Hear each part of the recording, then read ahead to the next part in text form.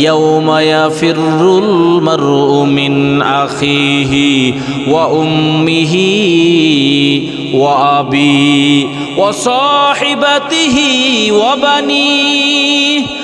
আল্লাহ তাআলা বলেন কিয়ামতের দিন কেমন হবে জানো? যেদিন ভাই ভাইকে চিনবে না। ইয়াউমা ইয়াফিরুল মারউ মিন আখি বলতে বোঝানো হয় ভাই বোনকে চিনবে না, বোন ভাইকে চিনবে না। ওয়া উম্মিহি ওয়া আবি, মা বাবা সন্তানকে চিনবে না, সন্তান মা বাবাকে ওই দিন চিনবে না। ওয়া সাহিবাতিহি ওয়া বানি, যেই স্ত্রীর জন্য জীবনটা বিসর্জন দিয়া দিলাম, যেই পরিবারের জন্য রোজগার করতে গিয়ে সময়কে সময় দিনকে দিন কাটায়া দিলাম, ওই স্ত্রী সন্তানাদি আমাকে ময়দানে মাহশারে চিনবে না। কিতাবে বলে মুফাসসির কিরামগণ কয় কিয়ামতের ময়দানে জান্নাতে যাওয়ার জন্য মানুষগুলো এমনও বলবে, আল্লাহ সমস্ত মানুষদেরকে জাহান্নামে দিয়া তাদের বিনিময় যদি আমাকে জান্নাতে দেন, তারপরেও আজকে আমাকে একটু জান্নাতের সুধা পান করতে দেন। তার মানে বোঝা যায় ময়দানে মাহশারের হালত বেশি ভালো হবে না। ইসরাফিল আলাইহিস সালাতু ওয়াস সালাম সিংহায় ফুৎকার দিবেন, কিয়ামত গঠিত হবে, মানুষগুলো দাঁড়াবে, অপেক্ষা করবে 50 আলফা সানা। মানে আল্লাহর রাসূল বলেন জাহান্নামের মানুষগুলো, জাহান্নামী যারা হবে, যাদের আমল ভালো হবে না, তারা দাঁড়ায়া থাকবে। আর হাসর নাসর শুরু হবে এই যে মাঝখানের সময়টা। মানে আপনি গাড়িতে উঠবেন, গাড়িতে উঠছেন, গাড়ি স্টার্ট দিবে, যে সময়টা কিয়ামতের ময়দান গঠন হবে, বিচার দিবস শুরু হবে, আল্লাহ তাআলা সমস্ত মানুষদের দাঁড় করাবে আর বিচার শুরু করবে। এই মাঝে যে সময়টুকু হবে, এই সময়টুকু হইল 50,000 বছর। মানে বিচার শুরু হবে, দাঁড়াইছেন, বিচার শুরু হয় নাই, দাঁড়াইছেন, আর শুরু হবে মাঝখানের সময় হলো 50,000 বছর। দুনিয়ার নিয়ম অনুসারে বাবা, এই যে দুনিয়ায় আমরা বুঝি 365 দিনে একটা বছর হয়ে যায়, আসলে ময়দানে মাহশারের হিসাবটা এমন নয়। ময়দানে মাহশারের হিসাব বড় লম্বা হবে।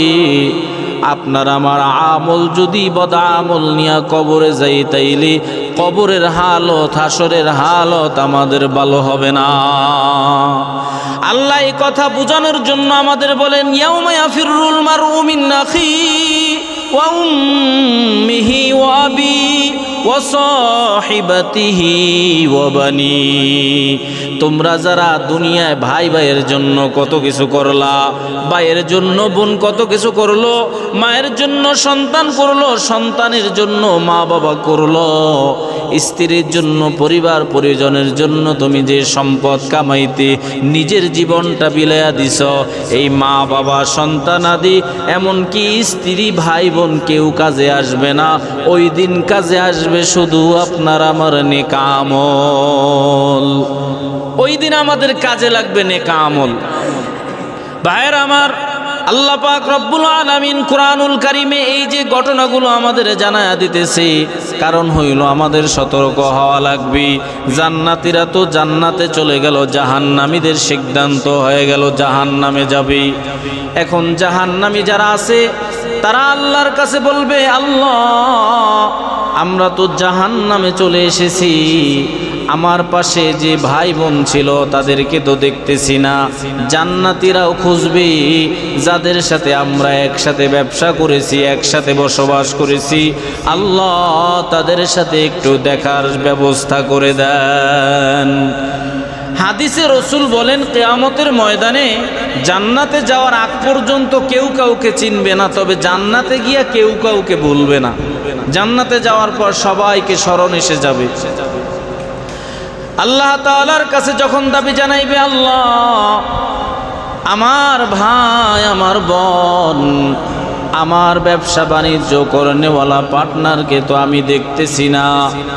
আল্লাহ তাদেরকে একটু দেখার সুযোগ করে দেন। আল্লাহ তাআলা জান্নাতীদেরকে একটা পর্দা সরায়া দেখা করার সুযোগ করে দিবি।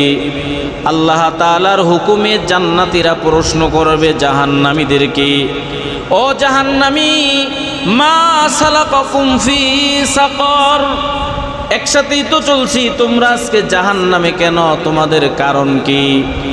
তো ওই দিন তারা বলবে, ক্বালু লাম নাকুম মিনাল মুসাল্লিন, আমাদের এক নাম্বার অপরাধ হলো আমরা মুসল্লি ছিলাম না।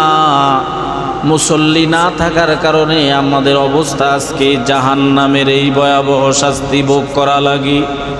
ভাইয়েরা আমার, মুসল্লি কাকে বলা হয়? একদিন নামাজ পড়ছে, বাকি 7 দিনে আর খবর নাই, এদেরকে মুসল্লি না। আল্লাহ তাআলা বলেন, ইয়া আইয়ুহাল্লাযীনা আমানু দুখুলু ফিস সিলমি কাফা ওয়ালা তাত্তাবিউ খুতুওয়াতিশ শাইতান ইন্নাহু লাকুম আদুউম মুবিন। আল্লাহ পাক রব্বুল আলামিন বলতেছেন, হে ইমানদারগণ, তোমরা পরিপূর্ণ মুসল্লি হও, পরিপূর্ণ ইসলামে দাখিল হও। ও বাবা, আপনাদের কাছে জানতে চাই, আপনারা মসজিদে হাজির হয়েছেন, আর একটা লোক রাস্তায় বইসা তারা হাত মসজিদের ভিতরে ঢুকাইয়া দিছে জালনার থেকে। এখন যেই লোকটা হাত ঢুকাইয়া দিল আর যেই লোকটা মসজিদে তার সশরীর নিয়ে ঢুকলো, এই দুইজনের মধ্যে পরিপূর্ণ মুসল্লি হিসাবে ক্ষণস্থায়ীভাবে আপনারা কাকে ধরে নেবেন? যেই লোকটা হাত ঢুকাইয়া দিছে ওই লোকটা তো অল্প একটু ঢুকাইছে, আর যে লোকটা পরিপূর্ণ আসছে ওই লোকটা হইল এখন দুইজনের মধ্যে পরিপূর্ণ মুসল্লি হইল যে মসজিদে ঢুকছে। আল্লাহ তাআলার হুকুমে ওই দিন জাহান্নামীরা বলবে, ক্বালু লাম নাকু মিনাল মুসাল্লিন, আমরা আজকে জাহান্নামী হয়েছি, আমরা যা মুসল্লি ছিলাম না, আমরা পরিপূর্ণ নামাজি ছিলাম না। আল্লাহ তাআলা পয়গম্বরের মাধ্যমে বলতেছি, ক্বালান নবিয়্যু আলাইহিস সালাতু ওয়াস সালাম, আউয়ালু মা ইউহাসাবু বিহিল আবদু ইয়াউমাল কিয়ামাতিস সালাহ। নবী বলেন, কিয়ামতের ময়দানে সর্বপ্রথম নামাজের হিসাব হবে। কিসের হিসাব বলেন? নামাজের হিসাব হবে বাবা। দুনিয়ার জাগতিক পরীক্ষার নিয়ম, যেমন এসএসসি পরীক্ষা দিতে যারা যাইবে, যেদিন বিদায় অনুষ্ঠান হয় ওই দিন তার স্যার, তার উস্তাদ যারা আছে তারা বলে দেয়, ছাত্ররা শোনো, আগামী দিন তোমাদের পরীক্ষা শুরু হবে, তবে পরীক্ষার কিছু নিয়ম আছে। 1 নাম্বার নিয়ম হইল, তোমাকে তোমার নাম ঠিকানা আগে বরাত করবা, এরপরে তুমি প্রশ্নপত্র ভালো কইরা পড়বা, প্রশ্ন পইরা দেখবা তোমার সবচেয়ে কমন কোন প্রশ্নের উত্তরটা তোমার আসছে। যদি সেটা 10 নাম্বারের প্রশ্ন হয়, ক্রমিক নাম্বার 10 নাম্বার সিরিয়ালের প্রশ্ন হইলেও যদি সেটা তুমি ইজিভাবে কমনভাবে পারো, ওই প্রশ্নের উত্তর সর্বপ্রথম তুমি দিবা। কারণ হইল, যারা পরীক্ষার পেপার পত্র দেখে, তারা যদি পেপারের শুরুতেই দেখে কাটা ছেঁড়া, তাদের মনটা প্রথমেই খারাপ হয়ে যায়। যদি প্রথমেই তার লেখা উত্তরগুলো কাটা ছেঁড়া হয়, আর 10 নাম্বারের প্রশ্ন যদি ভালো কইরাও লেখি, ওই যে একবার কলম নিচে নাইমা যায়, ওই নাম্বার আর উঠাইতে চায় না। এটা যদি দুনিয়ার নিয়ম হয় বাবা, আল্লাহ তাআলা বলতেছেন কিয়ামতের ময়দানে সর্বপ্রথম নামাজের হিসাব হবে। তাইলে আমরা সবাই এই দুনিয়া আছি পরীক্ষার হলের মধ্যে, ঠিক না বেঠিক? আমরা সবাই পরীক্ষা দিতেছি, আমাদের পরীক্ষার ফলাফল পাবো ময়দানে মাহশারে।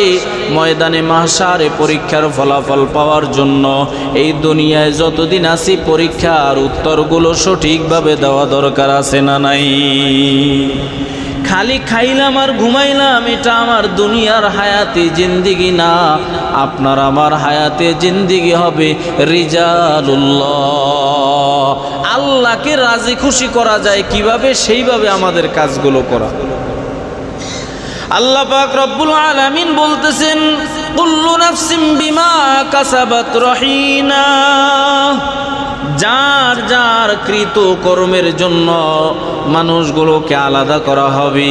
কেউ যাবে জান্নাতে, কেউ যাবে জাহান্নামে। জান্নাতীরা তো তাদের আরাম আয়েশের শেষ নাই, আর জাহান্নামীদের কষ্টেরও আর শেষ নাই।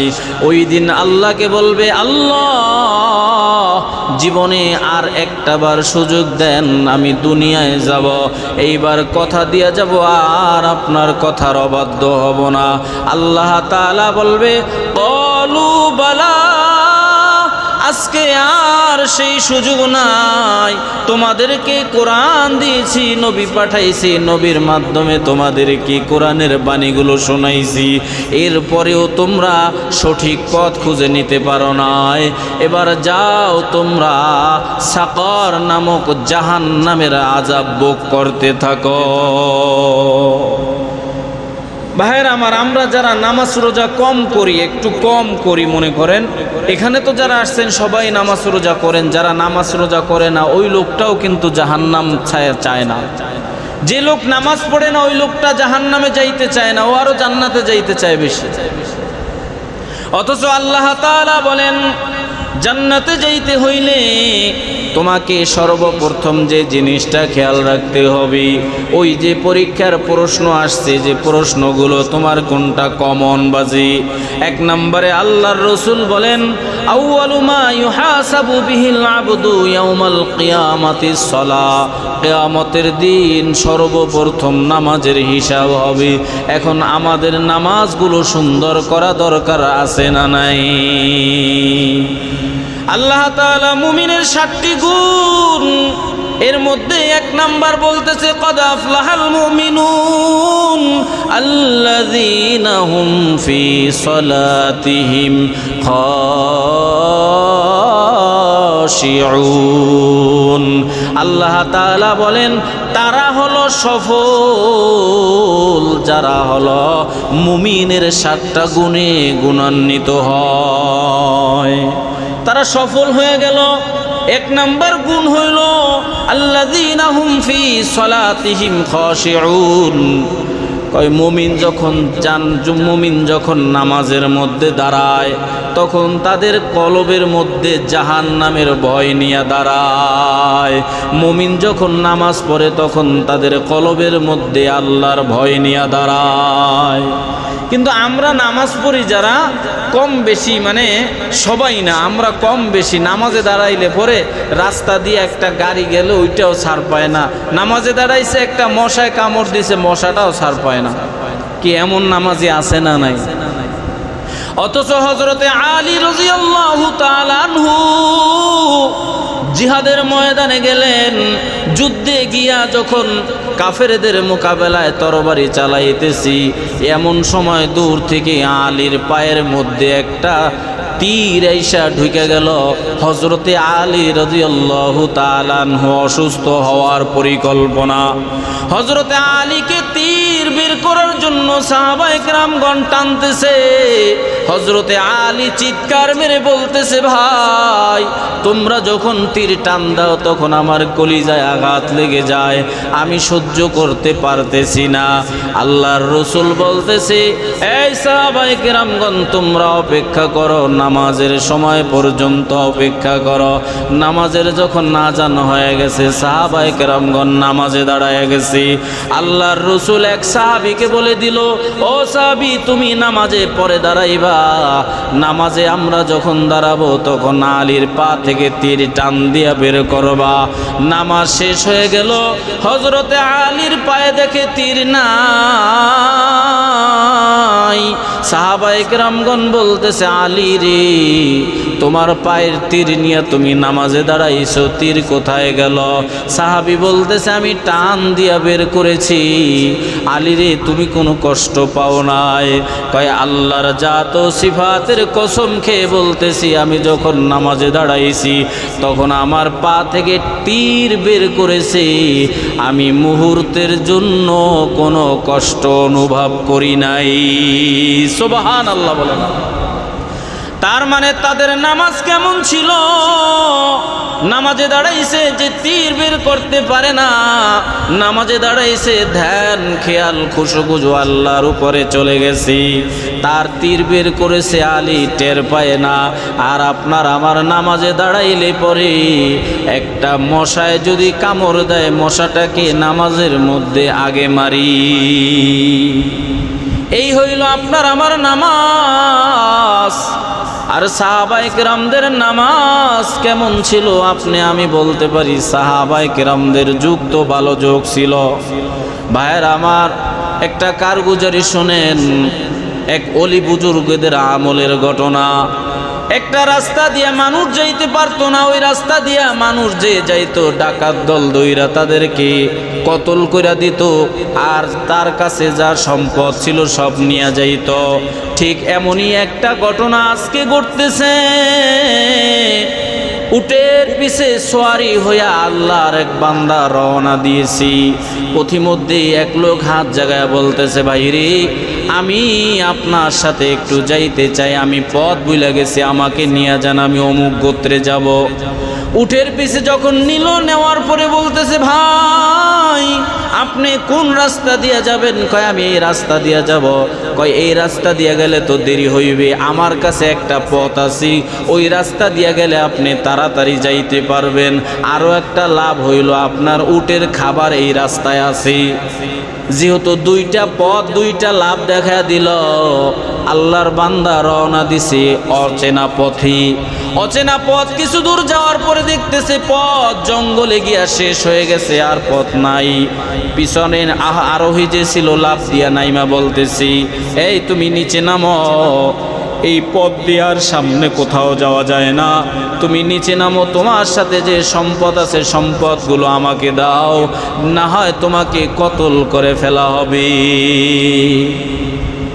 ভাইয়ের আমার, সম্পদ নিয়ে নিছে, এবার তরবারি জাগাইছে। কয় যদি তোমাকে ছেড়ে দেই, তুমি অন্যের কাছে গিয়া বলবা তোমাকে যাইতে দিব না, তাইলে তোমাকে গর্দান ফালায়া দিব। কয় ঠিক আছে, আপনি আমার গর্দান ফালায়া দিলে দিতে পারেন, তবে আপনার কাছে আমার একটা দাবি আছে, আমাকে 2 রাকাত নামাজ পড়ার সুযোগ দেন। 2 রাকাত নামাজ পড়িয়ে পর আপনার যা খুশি তাই আমাকে করবেন। জালেম হেসে দিয়া বলতেছে, যাও যাও নামাজ পড়ো, তাকায় দেখো আশেপাশে লাশ আছে, তোমার মতন এরকম বহুত লোক নামাজের কথা বলছে, তারাও নামাজ পড়ছি, তারা চেষ্টা করছে, কাউকে আমার হাত থেকে কেউ রক্ষা পায় না, তাদেরকেও আমি মেরে ফেলছি।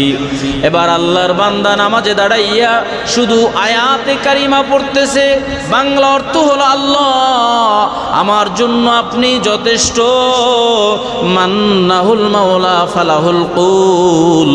যে বান্দা আল্লাহর জন্য হয়ে যায়, আল্লাহ ওই বান্দার হেদায়াত, ওই বান্দার হেফাজতের জন্য যথেষ্ট হয়ে যায়। সুবহানাল্লাহ। এই আয়াত পড়তেছে, সিজদায় গিয়ে সুবহানাল্লাহ না বইলা শুধু আয়াতেই পড়তেছে, আর আল্লাহর কাছে মওদুদ চাইতেছে। নামাজ শেষ কইরা ডানে বামে সালাম ফিরা দেখতেছি, যে জালেম তাকে ওখানে জিম্মি করে নিয়ে গেছে, ওই জালেমের গর্দান দিয়া ফুলকি বের রক্ত বের হইতেছি, আর আল্লাহর এক বান্দা তরবারিতে রক্ত মাখা নিয়ে সে অপর পথে হেঁটে যাইতেছি।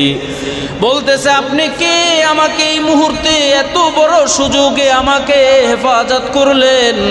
কয় আমি হইলাম যে রবের কাছে তুমি পানা চাইছ, ওই রবের হেফাজত করনেওয়ালা দায়িত্ব নিয়ে আল্লাহ আমাকে পাঠাইছি।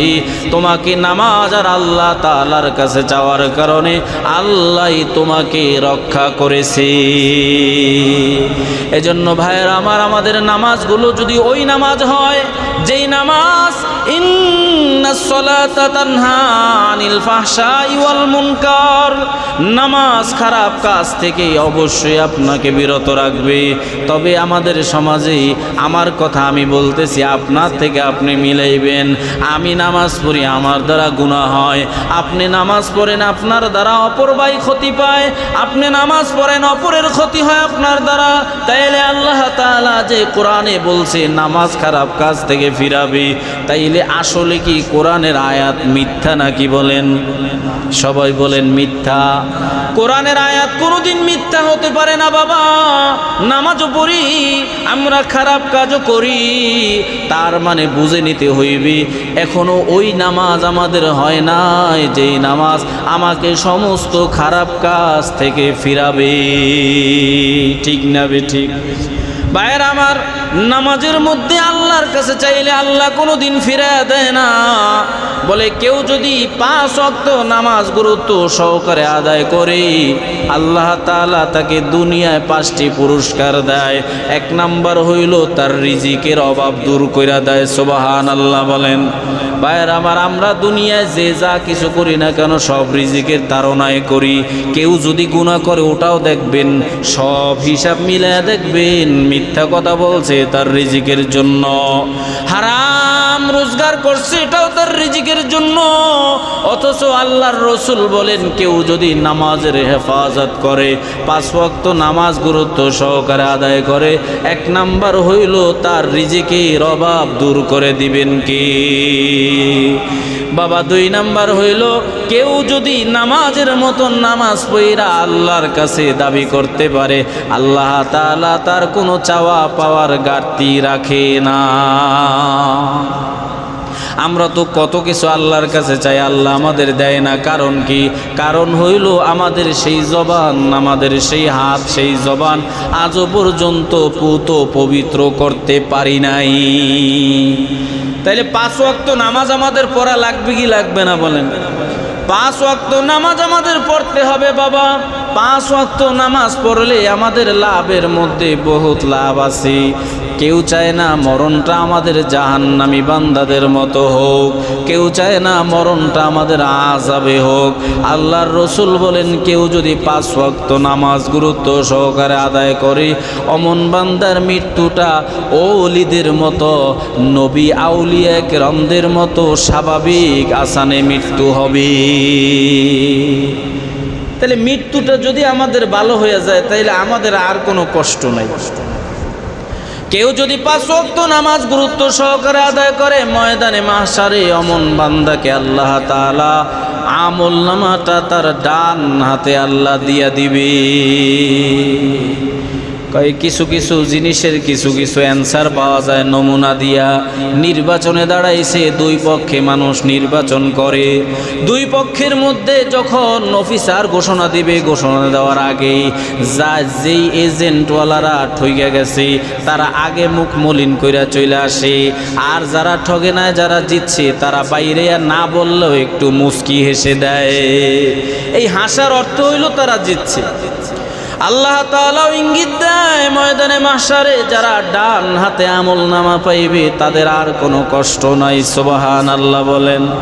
আর যাদের আমলনামা বাম হাতে উঠবে তারা হিসাব ঠিক মতন দিতে পারবে না। আর হিসাব যদি না দিতে পারে তার ওই থেকে শুরু করে কিয়ামতের ময়দান শেষ, হাসর নাসর শেষ, স্থায়ীভাবে জাহান্নামের আযাব তার জন্য শুরু হয়ে যাবে।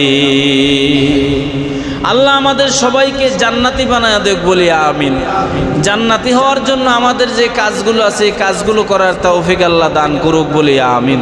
আপনাদেরকে আমি যেই কথা বললাম যে 5 ওয়াক্ত নামাজের গুরুত্ব, জুমার নামাজের কথার গুরুত্ব কিন্তু এখানে আসে নাই। 5 ওয়াক্ত নামাজের গুরুত্ব যতটা আসছে, হ্যাঁ 5 ওয়াক্ত নামাজ পড়বেন, এরপরে শুক্রবার জুমার গুরুত্ব অটোমেটিক এসে যাবে। আপনাদের কাছে অনুরোধ, জুমায় আপনারা আলহামদুলিল্লাহ সবাই আসছেন, আসরের নামাজেই দেখা যাইবে যে আসলে আমরা প্রকৃত ইমানদার, প্রকৃত আল্লাহর ভয় আছে কার কার। আপনি যেখানে থাকেন নামাজ আদায় করে নেন, মসজিদে আসা লাগবে এমনটাই না। আপনার কাজের জন্য আপনি যেখানে আছেন সেখানে নামাজ পড়েন। আল্লাহ তাআলা বলেন ফাইদা কুদিয়াতিস সালাতু ফান্তাশিরু ফিল আরদ, তোমাদের নামাজ হয়ে গেছে, রিজিকের সন্ধানে তোমরা বের হয়ে পড়ো আল্লাহর জমিনে। এখন আল্লাহর জমিনটাকে কবির ভাষায় বলেন মুহাম্মাদুর রাসূলুল্লাহ সাল্লাল্লাহু আলাইহি ওয়াসাল্লামের সম্মানে, এই নবীর জন্য, শুধু অন্য নবীদের ক্ষেত্রে না, এই নবীর সম্মানে, এই নবীর উম্মতদের জন্য তাম পৃথিবীর জমিনটাই আল্লাহ তাআলা সেজদার জায়গা বানায়া দিয়েছে। সুবহানাল্লাহ বলেন। কাজে গেছেন, সেখানে আপনি একটা পবিত্র কাপড় বিছাইয়া দিয়ে নামাজ পড়ে নেন, সে নামাজ কবুল করবেন কি? আল্লাহ তাআলা। এই জন্য ভাইয়ের আমার, আপনাদের কাছে আমার হাত জোড় অনুরোধ, 5 ওয়াক্ত নামাজ গুরুত্ব সহকারে আদায় করবেন, সম্ভব হলে